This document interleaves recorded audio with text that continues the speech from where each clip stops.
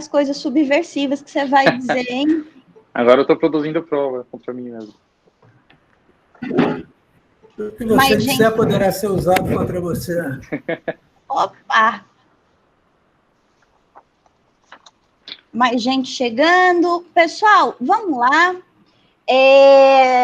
Meu nome é Letícia, eu sou a organização.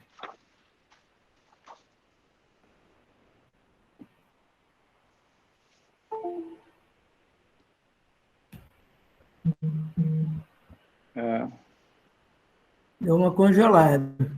Não sei se sou eu ou se são vocês.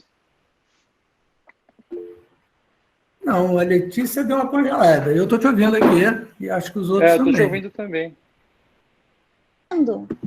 Pois é. Então vamos fazer o seguinte, vamos começando, Thiago, aí daqui a pouco ela volta. Vamos. Voltou. Vamos lá. Pronto? Estão me vendo? Agora tá. Tá, começa aí. Pronto. Então tá jóia. Sim, você tinha dado uma congelada. Ótimo, descongelei. Eu vou fazer só uma apresentação de vocês, porque metade do nosso público é de não advogados. Então, acho que convém fazer as apresentações. Então, o professor Paulo Bessa Antunes é professor da Unirio, onde ele coordena o programa de pós-graduação em Direito e Políticas Públicas, e o professor Thiago Zapater é professor de Direito Ambiental nos cursos de graduação e pós-graduação da PUC São Paulo, ambos advogados, ambos mestres e doutores, e a ideia, então, é que hoje a gente fale um pouquinho sobre licenciamento ambiental e captura regulatória, que foi o tema escolhido pelo pessoal na enquete que a gente fez lá no Observatório Sustentável. A nossa dinâmica aqui, pessoal, é mais parecida com bate-papo mesmo, viu? É tudo bastante informal. Enquanto os nossos palestrantes / debatedores vão aí tratando do tema, eu fico aqui de olho no chat. Se vocês tiverem perguntas, algum comentário que queiram fazer, só ir mandando que a gente vai moderando por aqui. Eu queria só deixar aqui a provocação inicial, que é a seguinte: a gente fez uma enquete essa semana no Observatório Sustentável, perguntando para as pessoas quantas normas ambientais existiam no Brasil. Para quem é advogado e conhece o estudo da CNI, o famigerado estudo da CNI, ficou fácil, né? Todo mundo que era advogado acertou, só que o público que não é da área jurídica, a gente tem aqui conosco gestores ambientais, biólogos ou pessoas que simplesmente se interessam pelo meio ambiente. Para a maior parte dessas outras pessoas, o Brasil teria 3.100 normas ambientais. A gente sabe que a gente se pauta aí no número de 27 mil, que com certeza está defasado, mas me chamou a atenção porque, como o brasileiro médio não tem noção da complexidade que é a legislação ambiental brasileira, por vezes fica aquela coisa, né? A gente fala de flexibilização, de simplificação, de desburocratização, e às vezes a sociedade não tem noção de fato do quanto é burocrático, o quanto é complexo o direito ambiental. O lado bom é que a gente pode cobrar mais, né? Porque é uma advocacia extremamente especializada, né? Por outro lado, isso causa um monte de embrólios aí para investimentos e tudo mais. Daí que surgiu a necessidade de se falar em simplificação, em flexibilização. Por outro lado, né? Existe a necessidade de proteção ambiental, e tudo que a gente tem visto recentemente em termos de aplicação de políticas públicas é essa contradição, né? Quer dizer, a simplificação pode simplificar demais a ponto de retirar o grau de proteção ambiental. Então, essa provocação inicial que eu gostaria de deixar para vocês, e aí vocês podem começar a falar aí. Por gentileza, quem quer começar? Eu defiro... Thiago pode começar. Tá bom, obrigado, Paulo. Bom, Letícia, obrigado pelo convite do Observatório. Bom dia aí para o pessoal. E, de maneira endereçando aí a sua provocação, Letícia, a gente sempre ouve, quando estuda direito ambiental, essa preocupação com a quantidade de normas. Lógico, 27 mil são muitas normas, mas eu não sei se essa abordagem quantitativa é o melhor endereçamento da complexidade. Eu acho que, primeiro, não é só no direito ambiental, é um fenômeno do direito contemporâneo você ter essa quantidade imensa de normas. Você pensar o funcionamento de qualquer órgão legislativo aí do século XVII para trás, o pessoal se encontrava 2 vezes por ano para fazer uma lei e fazer um evento quando tinha uma lei.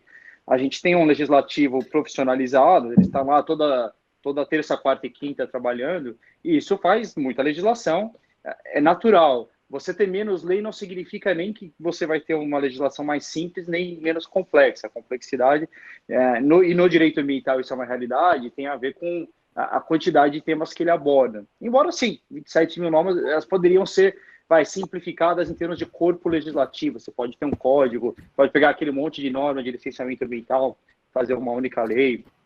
O que eu acho, Letícia, a gente fala de captura regulatória, um problema que eu vejo no Brasil, e aí a complexidade da legislação pode ser um resultado disso, né? A quantidade de interesses que ocupam aí a administração ambiental e acabam manifestando seus interesses.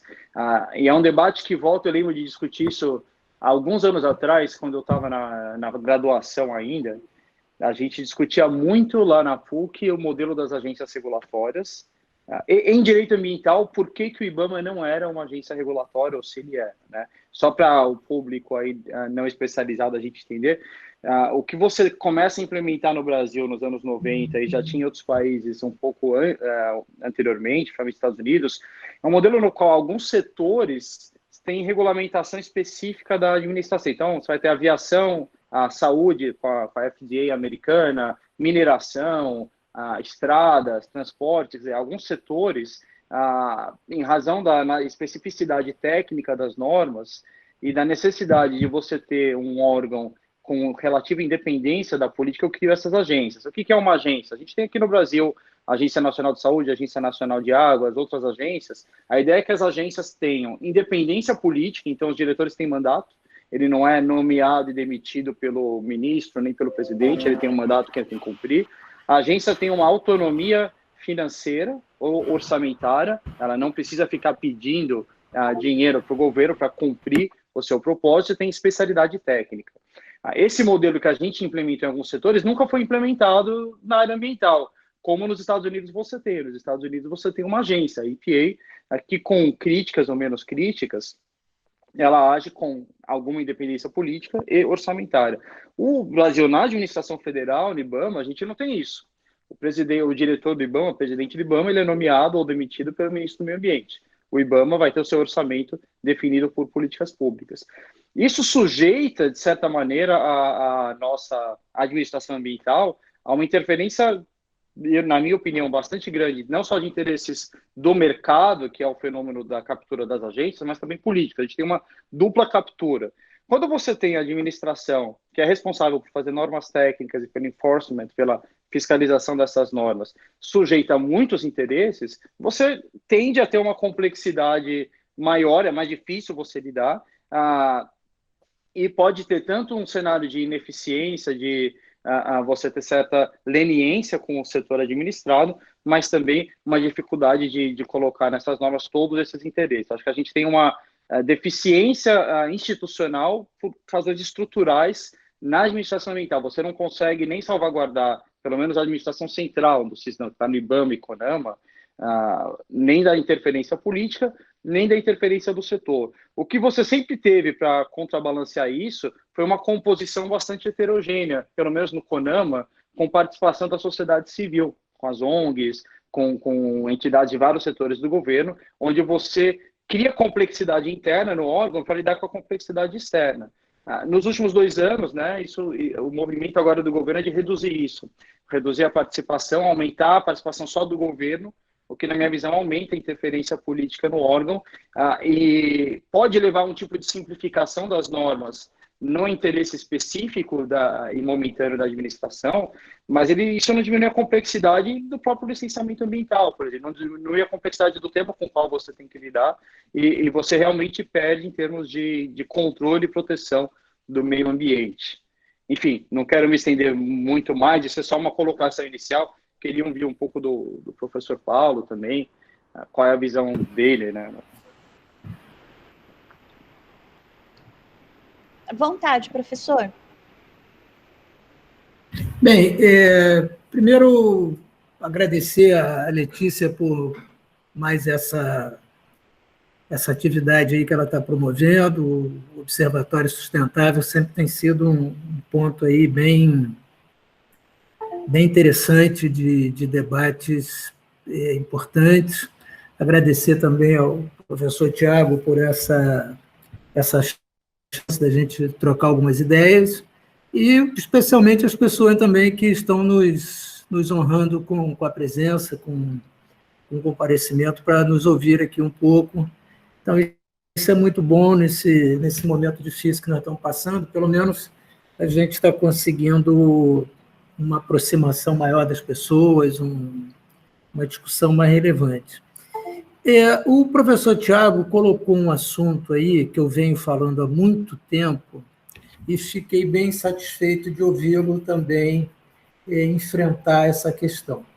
Eu tenho dito já há muitos anos que seria importante que nós pensássemos nos órgãos ambientais dentro desse modelo de agência, dentro desse modelo de uma estrutura mais independente.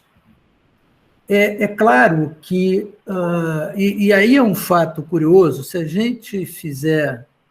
nós fizermos uma análise dos ministros do meio ambiente, dos presidentes do IBAMA e dos diretores do IBAMA, nós vamos ver que a mudança deles quase sempre é contemporânea com um fato qualquer complicado em termos de licenciamento ambiental, etc., etc. O que mostra, então, que há uma certa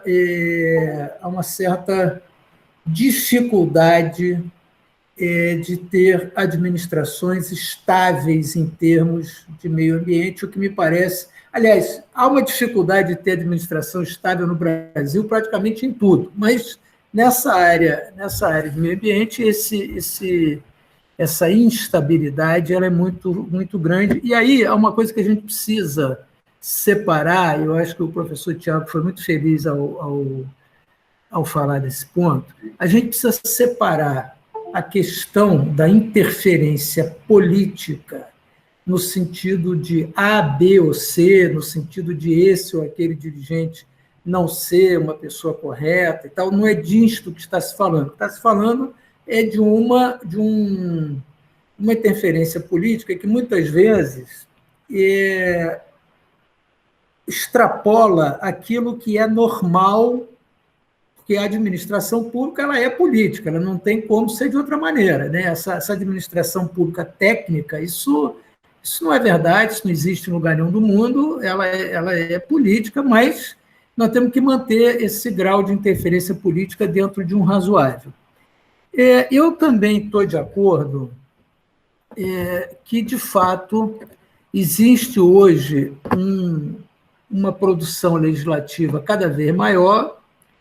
Isso tem vários fatores, esses fatores estão vinculados, seja à complexidade dos temas, seja até outro aspecto que o professor Tiago marcou com muita propriedade, que é o fato que o parlamento hoje é profissional, né, e o pessoal lá tem que produzir alguma coisa. Mas eu chamo a atenção, apesar disso, nós temos, por exemplo, do ponto de vista de produtos químicos, regulamentação de não mais do que 300.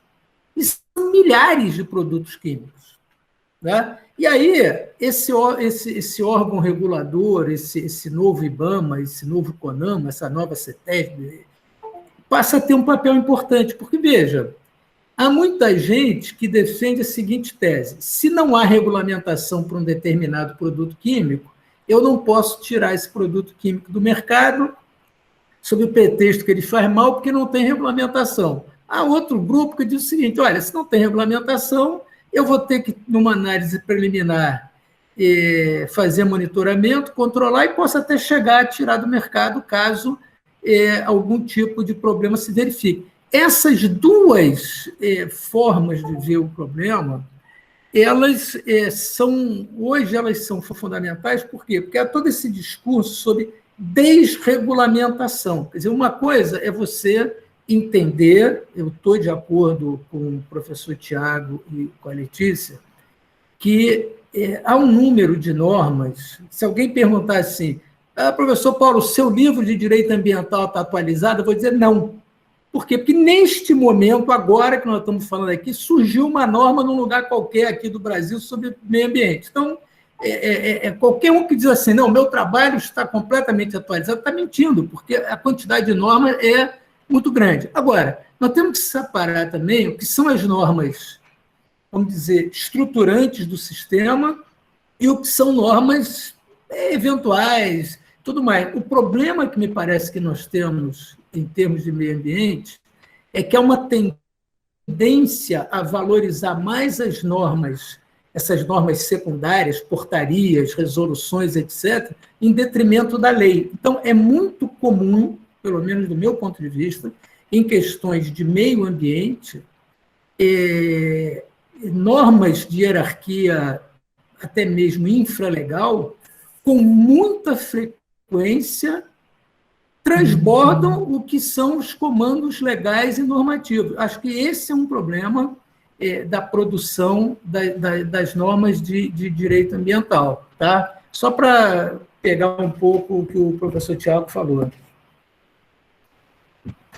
Será que então nós estamos fadados a ter mesmo um universo tão grande de normas para lidar? Será que, pelo que eu peguei um pouco aí da exposição de cada um, parece que isso é meio que realmente uma característica do direito ambiental, já que a competência para tutelar o meio ambiente é comum, e aí a gente acaba tendo não só as normas federais e estaduais, mas também as municipais e as distritais, e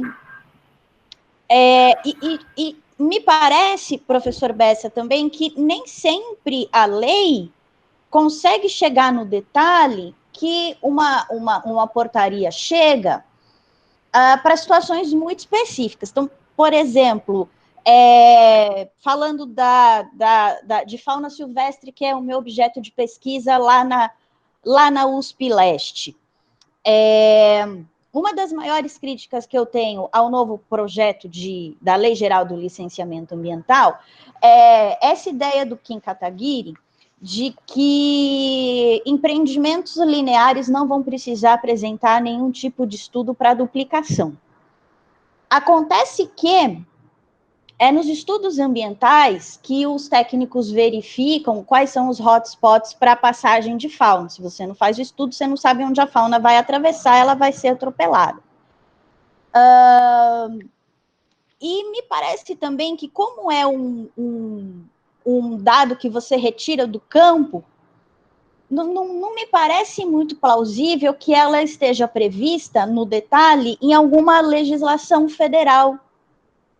Talvez, assim, em termos de diretrizes gerais para a realização de estudos, para a determinação de termos de referência, mas como será que a gente consegue, então, reduzir as normas infralegais e nos guiarmos pela legislação? Olha só, foi boa essa tua colocação, acho importante. Primeiro ponto, eu vejo que nós temos uma dificuldade nesse tal projeto de lei de licenciamento ambiental. Porque, no fundo, se a gente parar para pensar, o que vai acontecer? Esse projeto de licenciamento ambiental que tramita hoje no Congresso Nacional, da relatoria aí do deputado Kim Kataguiri, o que ele é, no fundo? No fundo, ele é uma espécie de uma grande compilação do que é feito pelos estados e tal, licenças novas, mas ele, do meu modo de ver, ele peca porque ele não enfrenta os problemas reais do licenciamento ambiental. Tá? Primeiro, ele não enfrenta a questão da intervenção de terceiros no licenciamento ambiental. Para mim, importantíssimo. Tá? Como é que o Ministério Público vai intervir no licenciamento ambiental? Como é que as populações afetadas vão intervir no licenciamento ambiental? Como é que vai se dar a participação desse pessoal todo? Se isso não tiver esclarecido, se isso não tiver definido, tudo que se fala de crítica ao modelo atual vai continuar acontecendo, porque você vai para a justiça, vai ter uma liminar, vai parar. Eu não estou querendo, obviamente, com isso, afastar a apreciação judicial, porque isso seria totalmente inconstitucional, mas você pode ter alguns mecanismos administrativos que tendem, vamos dizer assim, a levar as questões para a justiça, questões mais fundamentais e não questões periféricas. Bom, aí a pergunta, como é que fica essa questão da legislação infraconstitucional? Essa história, esse chamado termo de referência, não é? Para mim, é a questão fundamental a partir de grandes linhas que essa legislação vai estabelecer, e, no caso concreto, você fará, através desses termos de referência, você vai examinar as situações. Porque, veja, eu estou de acordo, quando diz assim, projeto linear não precisa estudo, quando for ampliação, depende. Porque eu posso ter um projeto que ocupa uma faixa, digamos, de 500 metros, e eu vou ampliar para 3 quilômetros. Aí, é claro que eu tenho que ter um estudo. Então, o problema todo é querer, numa lei, fazer o detalhe do detalhe. A lei tem que dar linhas gerais para a administração trabalhar. Aí o que acontece? Qual é a crítica? Não, mas aí nós vamos ficar na mão da administração, porque tudo tem que estar na lei. Tudo tem que estar na lei, mas nem sempre é possível que isso seja assim, principalmente na área de meio ambiente. Então, eu, francamente, acho que esse projeto perdeu uma bela oportunidade de enfrentar as questões de fundo. Mas aí, assim, só para voltar para o tema principal, que é da captura, eu não estou dizendo que seja o caso do deputado Kim Kataguiri, mas o que acontece? Ele é um deputado de primeiro mandato, até onde se sabe, sem experiência ambiental nenhuma, né? Até onde se sabe, nunca ouviu falar nesse assunto, e ele, vamos dizer assim, aparentemente, ele privilegiou determinados grupos na interlocução desse processo de licenciamento ambiental. Eu estou de acordo que o licenciamento ambiental no Brasil, e muitas vezes, é caótico, estou de acordo. Mas demora de licenciamento ambiental acontece no mundo inteiro, isso não é um privilégio do Brasil. O problema nosso é que licenciamentos, às vezes, banais,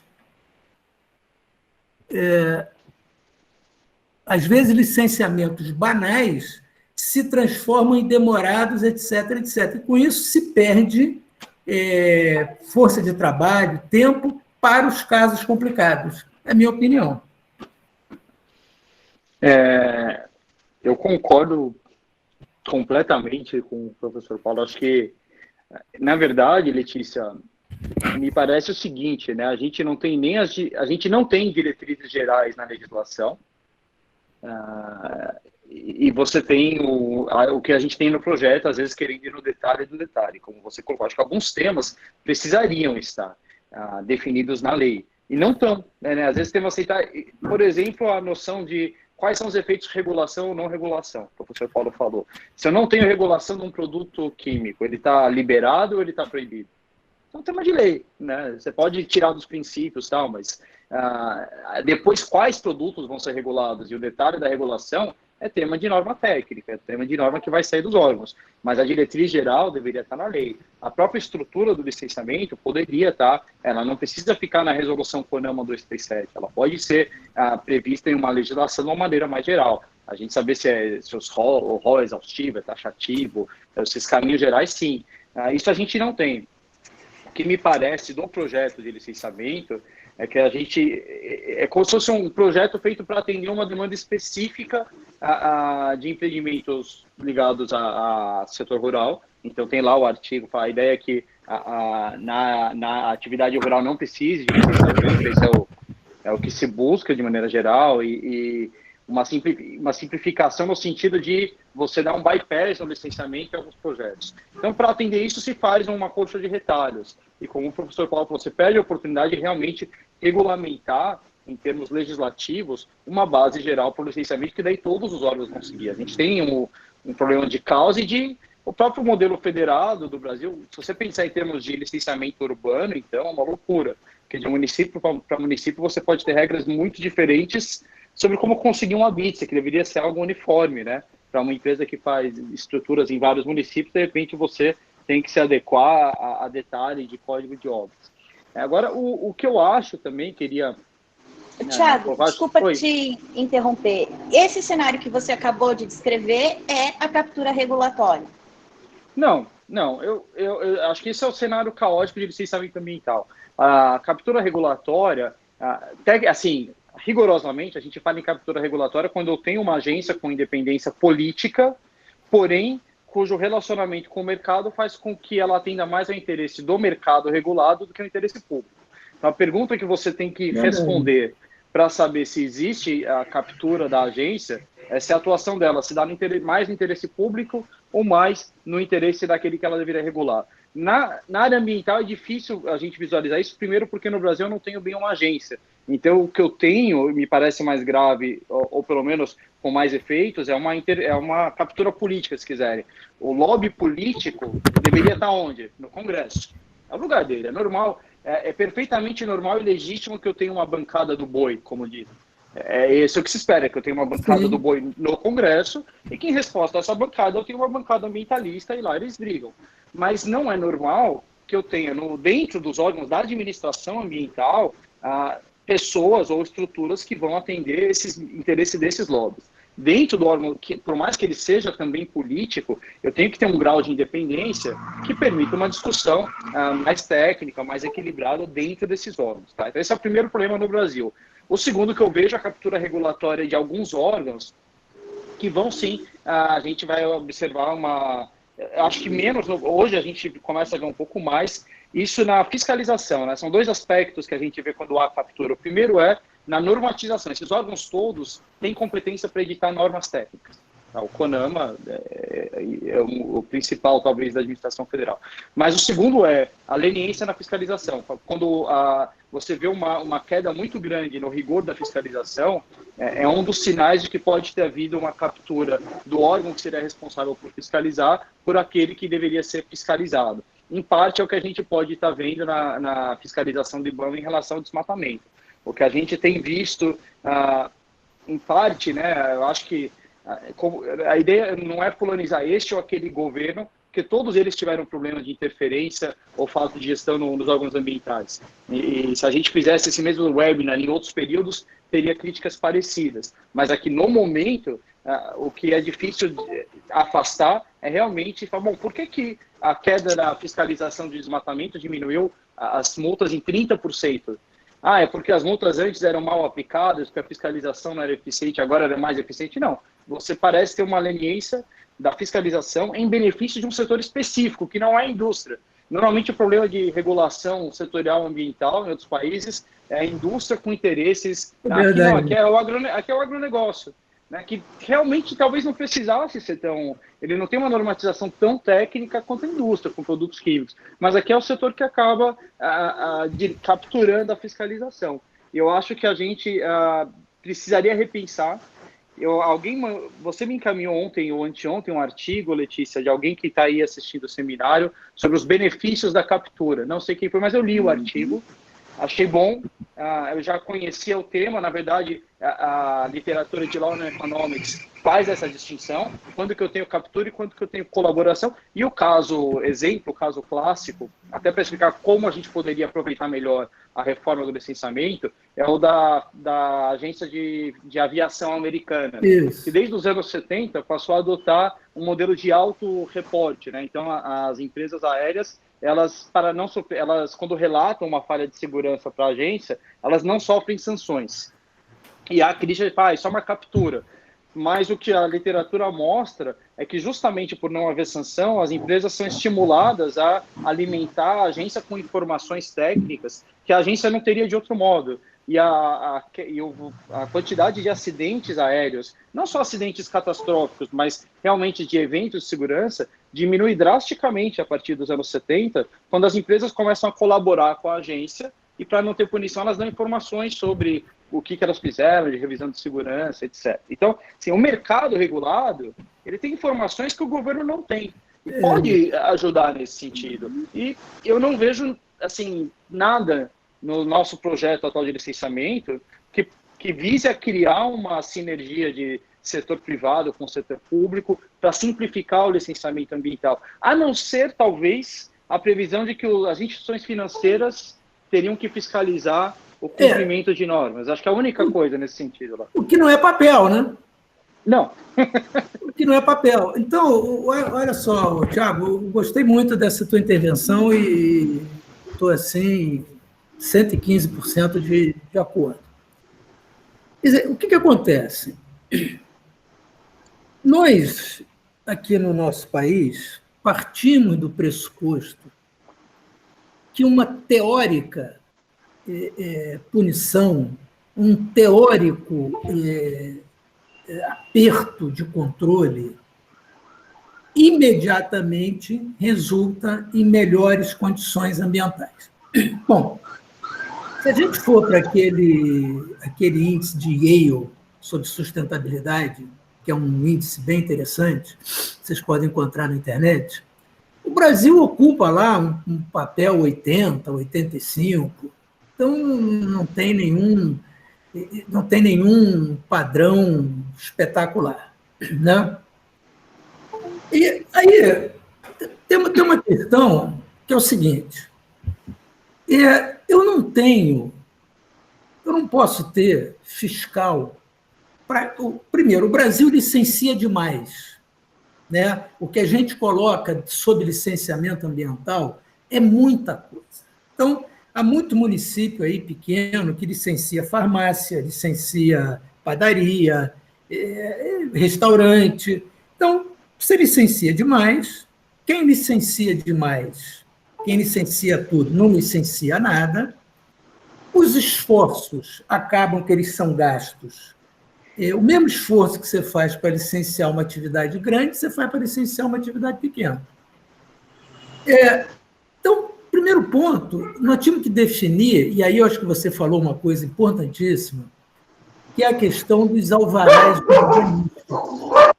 Então, é uma padaria, é um alvará urbanístico que vai dizer lá determinados controles que aquela atividade tem que ter, e encerrou o assunto. Isso não é problema de Secretaria de Meio Ambiente. Secretaria de Meio Ambiente é poluição industrial, né? Então, esse é um primeiro ponto assim, que me parece muito importante. Licenciar menos para licenciar melhor. Segundo ponto, de fato, se dá ao licenciamento ambiental no Brasil um valor que ele não tem em lugar nenhum do mundo. Mas por que se dá esse valor ao licenciamento ambiental no Brasil?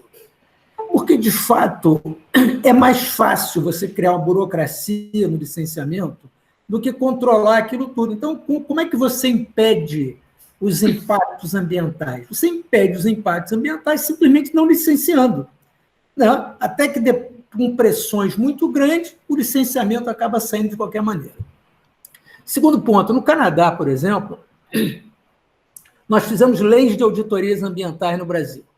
Então, praticamente todos os estados têm lei de auditoria ambiental. O que é uma lei de auditoria ambiental? É um mercado para empresas de auditoria ambiental. Eu não tenho nada contra a empresa de auditoria ambiental, tenho muitos amigos em empresas de auditoria ambiental e sei que eles todos têm família para sustentar. Então, o problema não é esse. Agora, o que acontece? Você faz aquele monte de auditoria ambiental, aquilo vai para uma sala da CETESB, ou vai para uma sala do IBAMA, ou vai para uma sala do INEA, fica lá dentro e ninguém nunca mais toma conhecimento daquilo. E essas auditorias são, na medida do possível, elas tendem a abrandar as situações. Por quê? Porque a nossa legislação diz que se eu levar uma inconformidade ao órgão ambiental, eu vou ser multado. Então, qual é o incentivo que a legislação está me dando? Ela está me dando o incentivo de mentir para eles, ou pelo menos omitir. Então, no Canadá, por exemplo, a legislação ela estimula o empreendedor, o empresário, a informar ao órgão de controle ambiental as não conformidades, e o órgão de controle ambiental assume um compromisso de colaborar na solução daquilo. Então, nós precisamos caminhar nesse sentido. Porque se nós não caminharmos nesse sentido, a quantidade de esqueleto dentro dos armários vai ser cada vez maior, porque ninguém vai fazer esse disclosure. Como nós criamos também essa ideia de que tudo é judicializado, e nós temos, vamos dizer assim, uma hiperatividade do Ministério Público, que é importante que o Ministério Público atue e funcione, mas é uma hiperatividade que tende a criminalizar tudo. Isso é a pior coisa que pode acontecer para a gestão ambiental. Então, essas questões teriam que ter sido tratadas numa lei geral de licenciamento ambiental. Mas essa lei geral, ela também é uma captura. Por que ela é uma captura? Porque ela tem como os principais interlocutores do relator ou da equipe que está fazendo representantes dos, entre aspas, licenciados. Né? E esses licenciados eles ainda não perceberam que é do melhor interesse deles que isso tudo seja muito claro e mais aberto. Mas como a visão é uma visão de curtíssimo prazo, não percebe isso. Então, o que acontecerá, no meu ponto de vista? Se a lei for votada, né, se ela for votada, daqui a um ano, nós vamos estar discutindo exatamente as mesmas coisas, porque nada mudará. Professor Paulo, Tiago, desculpa. Só fazer um comentário aqui, já que o professor falou do Ministério Público e desse excesso de licenciamento, né? Curiosamente, estive em uma cidade aí do Rio de Janeiro, algum tempo atrás, justamente para fazer uma reunião com a promotora da cidade, porque a Secretaria de Meio Ambiente do município deu lá o seu parecer dispensando de licença ambiental, dizendo que não via necessidade em licenciar uma torre de antena, né? Uma infraestrutura de suporte de antena de telecomunicações. Só que na cabeça da promotora aquilo era errado. Na cabeça da promotora, a Secretaria de Meio Ambiente tinha a obrigação de licenciar, e aí ela chamou todo mundo lá para fazer uma audiência, justamente com esses dizeres, né? A Secretaria de Meio Ambiente do município está se recusando a licenciar o empreendimento. Eu falei, bom, aqui recusa não é bem a palavra, né? Na verdade, tem aqui análise técnica e a Secretaria entendeu, com base nos seus critérios técnicos, que não tem necessidade de licenciar. São coisas diferentes. Enfim, acabou que ela instaurou um inquérito justamente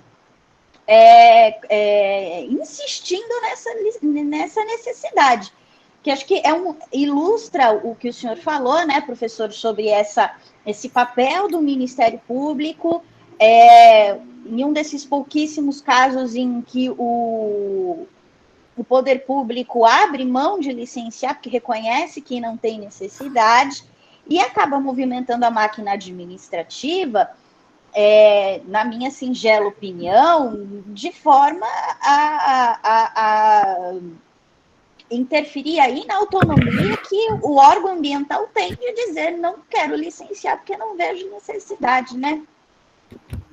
Mas, Letícia, antes de passar a palavra aqui para o professor Tiago, olha só, nós temos uma coisa que se chama de certidão de inexigibilidade de licenciamento ambiental. Precisa dizer mais alguma coisa? Pois é. É que a promotora não concordou. Então, mas o que acontece, Letícia? Eu estou vendo aqui o meu amigo Murilo Bustamante, um ilustre promotor aqui do estado do Rio de Janeiro, está presente aqui na lista. O que acontece? O Ministério Público exerce um papel importante nisso tudo. É importante ter esse órgão de controle, isso tudo é fundamental. O que me parece que falta? Tá? Primeiro, eu já falei isso em vários lugares, vou voltar a dizer, eu acho que todo promotor e juiz que vá atuar na área de meio ambiente, no meu modo de ver, deveria obrigatoriamente fazer um estágio que fosse de 6 meses num órgão ambiental. Então, o sujeito passaria lá 6 meses, despido daquela função de promotor ou de juiz, ele iria lá como um estagiário, para ver como é que aquilo funciona, quais são os critérios que se levam, etc. Então, isso eu acho fundamental. Por que eu estou dizendo isso? Porque quando eu passei 3 anos ou 4 na Secretaria de Estado do Meio Ambiente, como chefe da assessoria jurídica, eu aprendi muito com relação a isso. Então, acho que esse é um primeiro ponto importante. O segundo ponto é que uma instituição como o Ministério Público, que é importantíssima, eu mesmo sou originário de lá e tal, mas ela tem, uma das, vamos dizer assim, dos motivos da existência dela é controle, persecução criminal, etc, etc. No nosso aspecto, no nosso lado, há momentos de controle? Há momentos de botar na cadeia? Há. Mas a maioria desses momentos não são assim, porque o que a gente discute é gestão, é capacidade, problemas de natureza econômica, etc. Então, essa preparação também é importante para o desempenho destas funções. Então, o que me parece é que nós precisamos, daqui para frente, muitos processos pedagógicos com esses órgãos de controle. E aí, o que o professor Tiago falou, importantíssimo, com relação ao artigo que foi mencionado, eu também li e achei um artigo muito interessante. O que acontece? Quem conhece a atividade melhor é quem é desta atividade. E nós precisamos ter isto claro. Não é? Nós precisamos ter claro que quem conhece mineração é quem trabalha em mineração, quem conhece produção de petróleo é quem trabalha em petróleo. Então, não é dizer, vocês tomem conta disso, façam o que quiserem. Não, mas eu preciso aprender com essa gente como é que aquilo funciona. Porque o custo do aprendizado de um promotor ou de um juiz é muito alto para a sociedade.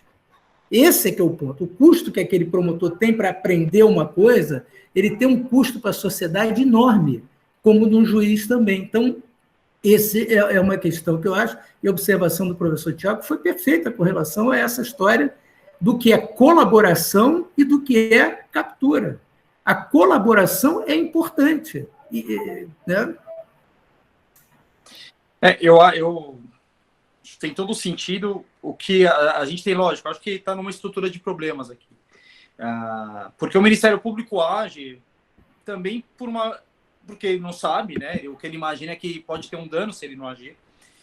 E ele é 99% das ações ambientais vêm do Ministério Público. Eu lembro uma vez de um seminário internacional que alguém dos Estados Unidos questionou, pô, mas vocês não têm associações de defesa do meio ambiente? Por que 99% das ações de defesa do meio ambiente vem do Ministério Público? Porque é o único órgão que acaba agindo, os outros não agem. A gente tem um problema de enfraquecimento de outros órgãos, ou não fortalecimento de outros órgãos, que cria esse espaço. E eu acho também, só para, assim, a gente tem uma questão também de estrutura de carreira, né? O juiz e o promotor, ele não sabe se ele vai continuar atuando no meio ambiente, né? Então, ele vai, às vezes, dedicar a formação dele.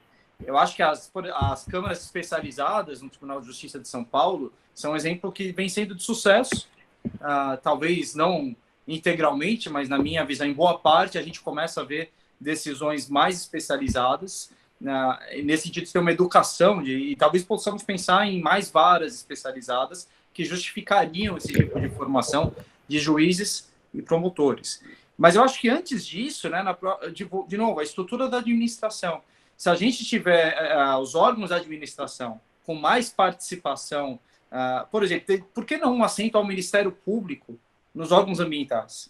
Eu não preciso ter um estádio de um promotor, mas assim, o Ministério Público deveria fazer parte, pelo menos os grandes processos de licenciamento, ou ter um assento em CONAMA, CETESB, de alguém que esteja ligado ao Ministério Público, para que ele não precise agir de maneira reativa. E dando mais, né, de por que um promotor vai entrar com uma ação contra o licenciamento se um membro do Ministério Público, em alguma medida, participou, se não daquele licenciamento, mas ele participa da estrutura do órgão. A gente precisa, às vezes, considerar aumentar a complexidade na composição desses órgãos, justamente para lidar com a complexidade dos temas que chegam.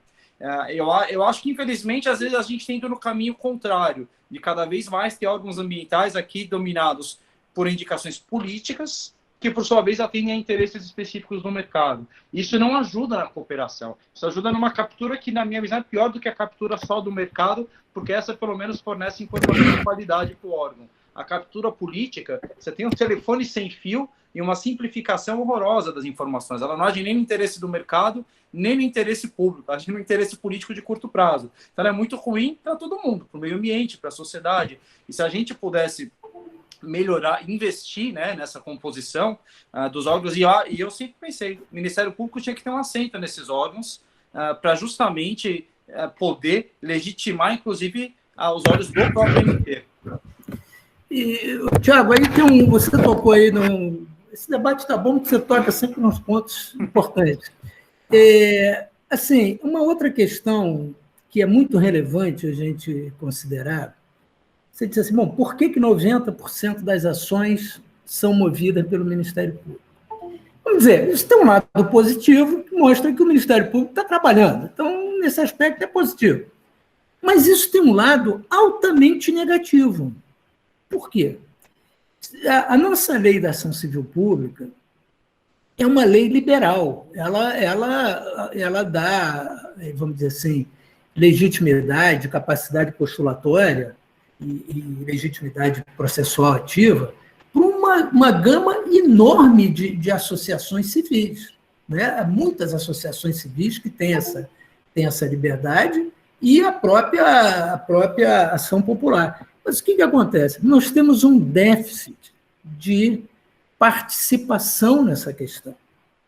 Esse déficit de participação nessa questão, muitas vezes ele é feito, vamos dizer, através de reclamações que se faz ao Ministério Público, etc. Mas isso tira, vamos dizer assim, daquele impactado pelos projetos, tira da própria sociedade a capacidade de discutir aquilo. Porque, veja, o promotor, o membro do Ministério Público, por mais que ele seja um sujeito liberal, um sujeito interessado nessas questões, ele é um agente do Estado, ele é o Estado naquela questão. Então, aí, nós continuamos com o mesmo problema, é Estado demais e participação de menos da sociedade. Então, é importante que essas ações... e isso é um defeito do projeto, porque o projeto não tem, em momento nenhum, uma questão clara com relação à participação de terceiro.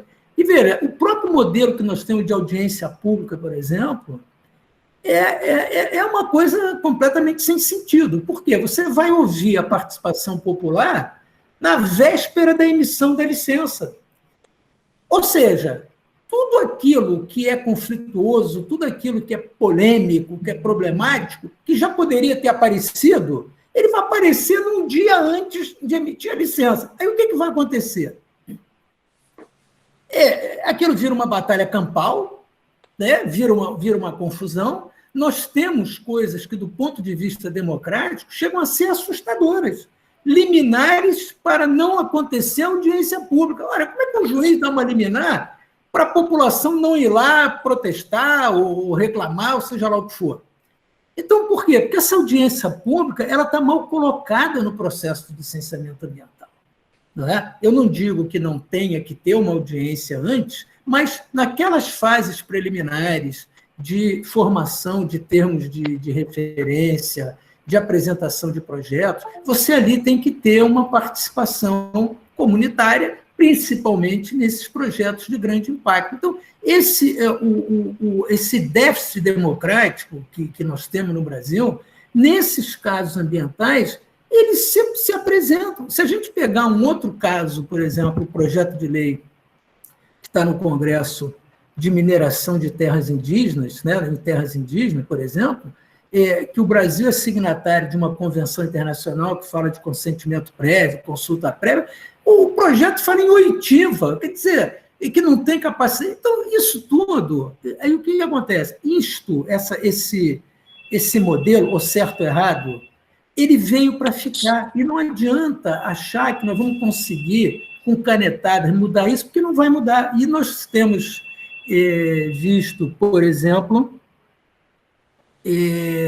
reações vindas da União Europeia, vindas dos Estados Unidos. Há interesses comerciais? Há interesses comerciais, ninguém é ingênuo para achar que não.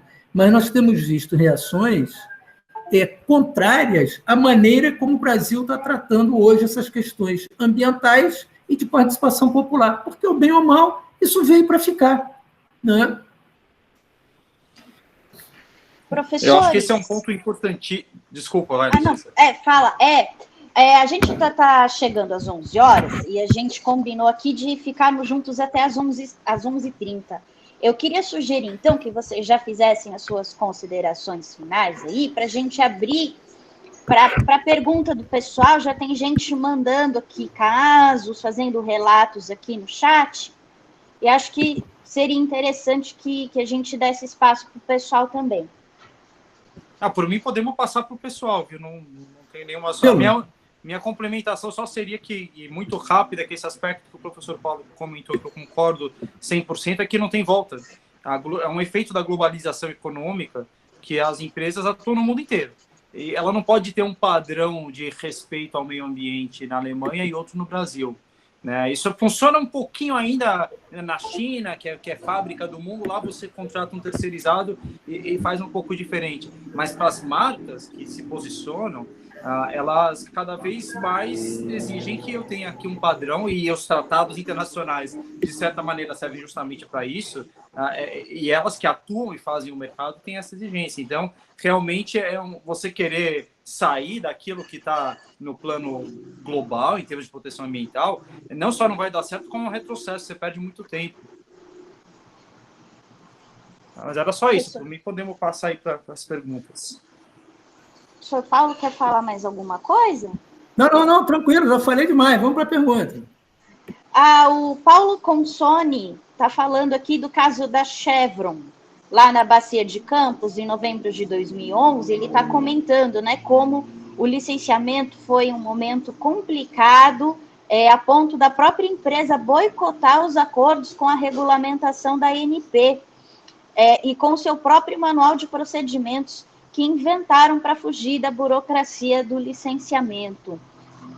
Não sei se um dos dois conhece com detalhes esse caso, para comentar aí essa situação do Paulo. Assim, eu não conheço o caso, né? Então eu não posso falar sobre o caso, mas eu acho, assim, talvez fosse mais, sem querer fugir da pergunta, mas de fato eu não conheço esse caso.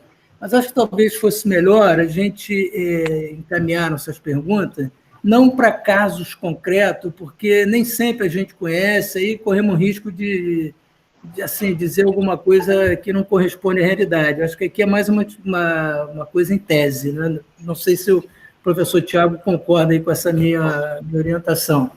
Não, 100%. Também não conheço o caso da Chevron. Eu também não. O que vale talvez só mencionar, sem falar do caso concreto, que eu não conheço, é que aqui a ANP ela tem estrutura de agência, e sim, tem parte da literatura que, assim como acontece com a ANS e outras agências, ela está mais sujeita a uma captura regulatória, assim, uma captura do mercado do que política. Não sei se teve nesse caso, que eu realmente não conheço, mas também é extremamente técnico, então é uma agência que depende muito das informações que vem do setor, que vem do mercado, e onde uma aproximação para colaboração ela é inevitável. Então, você tem Instituto Brasileiro do Petróleo, normalmente por meio dos institutos é que fazem isso, mas eu também não conheço assim grandes acusações de um problema de captura da ANP, só pelo setor mesmo, que ele é bastante técnico. Mas eu não sei se a gente tem outras perguntas mais gerais, assim, Letícia, porque também esse caso da Chevron eu não conheço. Não, por enquanto não temos, não. Pessoal, alguém quer fazer alguma outra pergunta?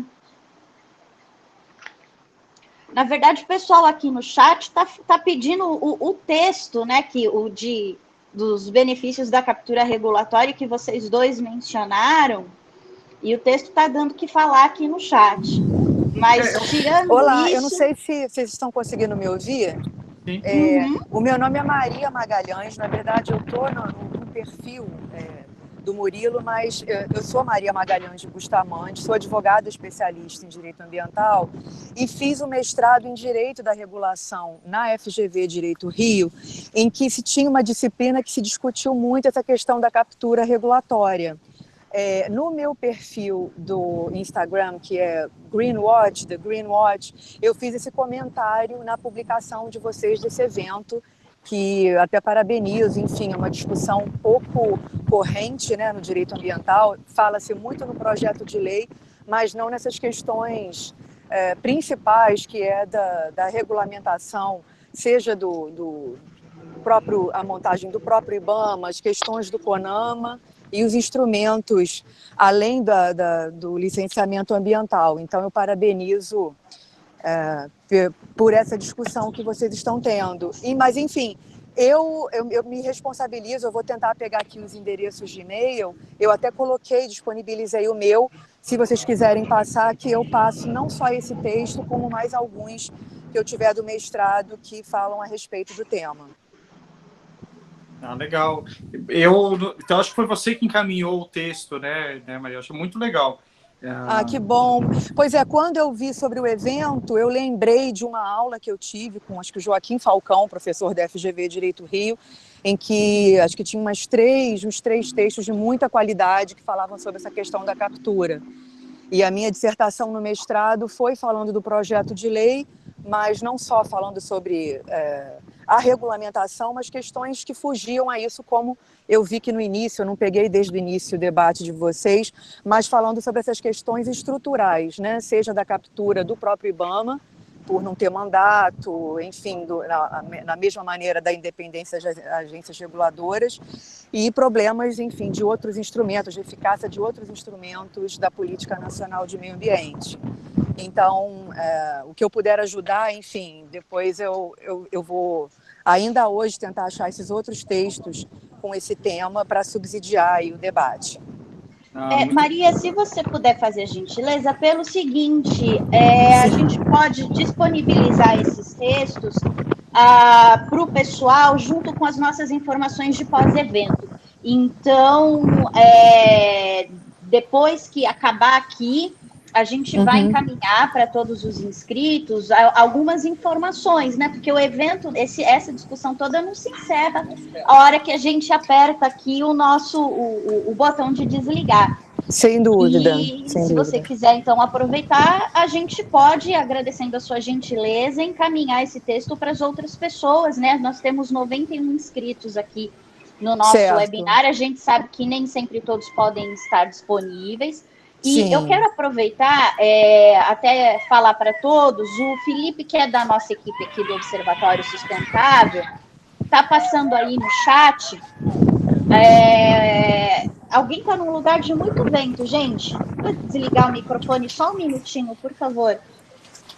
O Felipe, que é da nossa equipe aqui do Observatório Sustentável, está encaminhando um link para todos aí no chat, para quem gostar, para as pessoas que precisarem ter um certificado de participação no webinar. A gente sabe que às vezes tem estudante acompanhando, tanto de graduação quanto de pós-graduação, e esses certificados são muito úteis, né? Então, para quem tiver interesse, dá uma olhadinha lá no chat, segue ali as orientações que a gente encaminha o certificado, sim. Professor Paulo, professor Tiago... Eu queria só fazer um comentário, Letícia, até especificamente sobre o texto, tá? As conclusões dele, que eu acho interessante. Eu acho que ele organiza muito bem a discussão sobre captura ou colaboração, mas as conclusões do autor são um pouco otimistas, né? Ele conduz para, olha, a autorregulação funciona melhor que regulação, porque permite uma colaboração entre os órgãos e o mercado funciona bem. Mas eu chamo a atenção para o seguinte, né? Ele está falando do cenário norte-americano, fala, olha, o único modelo em que realmente pode funcionar a regulação, desde que eu tenha participação de ONGs e sociedade civil não interessada para contrabalancear a captura do mercado, é ambiental. Que ele não fala muito, né, do ambiental no texto. Mas me chamou a atenção, porque no Brasil é tudo que a gente não tem. A gente tem todo o contrário. Fala, olha, poderia funcionar. Aqui a gente tem ido no sentido contrário. Então, eu não tenho nem a independência das agências, tenho interferência política e cada vez menos participação da sociedade. É verdade. Assim, eu até vou agradecer essa intervenção aí da Maria. E a ideia que a gente tem realmente com esses webinários aí que o Observatório Sustentável tem promovido é muito mais de trocar ideia do que propriamente fazer grandes perorações filosóficas, troca de experiência e principalmente, eu acho que é sair do lugar comum dessa discussão que a gente vê por aí. Porque eu estou há muitos anos nessa coisa de direito ambiental, e digo assim com muita tristeza que ao longo desses anos todos a discussão é exatamente a mesma. Licenciamento ambiental, área de preservação permanente, nós não conseguimos avançar, e dentro da discussão de licenciamento ambiental é uma discussão muito rasteira. O prazo é de 10 dias, o prazo é de 5 dias, a área de influência direta é assim, é assado, tem que marcar com 5 quilômetros, com 10 quilômetros. Essas questões são absolutamente irrelevantes nesse contexto.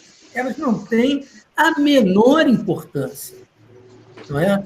Porque são periféricas, são secundárias, quando a gente fala em licenciamento ambiental, a gente está falando em gestão ambiental, em bons resultados ambientais. Por quê? Isso é uma tradição brasileira burocrática. Nós estamos mais preocupados com o processo do que com o resultado. Se a gente for para dentro do direito administrativo, mesmo no direito administrativo tradicional, nós já está assentado que a forma não é o principal é o resultado que você vai atingir, que muitas nulidades podem ser superadas, mas no licenciamento ambiental nós ainda estamos com estas discussões.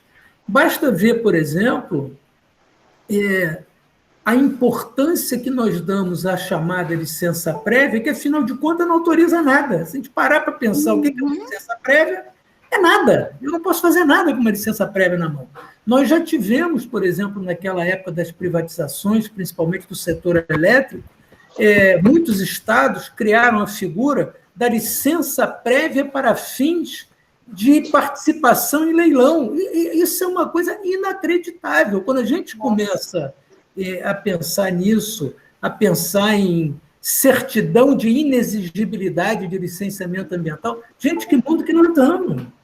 Isso não faz sentido. Então, a ideia do que a gente está tendo de discutir aqui é avançar questões que sejam mais substanciais e que a gente consiga, minimamente, se fazer ouvir por quem tem poder para decidir isso, né? Eu tenho assim, participado de vários debates desses, o professor Tiago também, a Letícia, e quando a gente fala, por exemplo, que essa lei ela tem muitos buracos, ela não vai resolver o problema, você quase que é apedrejado, porque as pessoas veem numa lei que, afinal de contas, veja, qual é o sentido de uma lei geral ter alguma coisa chamada licença ambiental única? Qualquer pessoa que minimamente conheça direito administrativo sabe que a administração ela pode organizar os instrumentos que ela vai conceder ou ela não vai conceder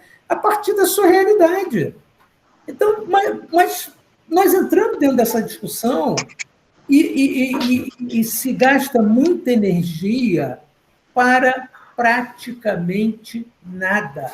Esse é eu acho que é a Marilene Ramos, quando foi presidente do IBAMA, ela fez um estudo do fluxo processual do licenciamento ambiental.